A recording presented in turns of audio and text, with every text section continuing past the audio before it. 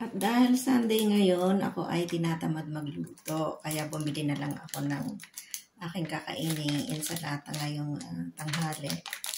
Ito yun, oh. Ready na siya. Tapos, ito yung mga mix-mix niya. May cheese, may tinapay na maliliit, may almond nuts, at saka ito, gulay, ano ba ito?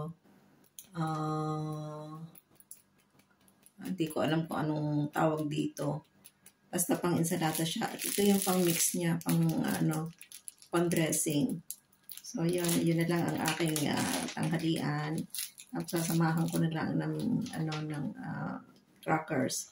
At saka ito naman yung binili ko na ipiprepare ko bukas. So, ayan, gumita ako ng carrots.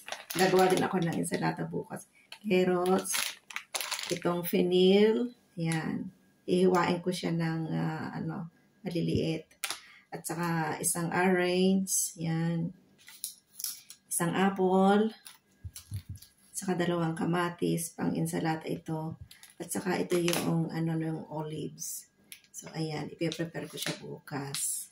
Ito ang kakainin ko bukas dahil ako'y tinatamad magluto. Pero ngayong tanghali, ito ang kakainin ko. Kasi tinatamad nga ako. Ayan, tamad-tamad din pag may time.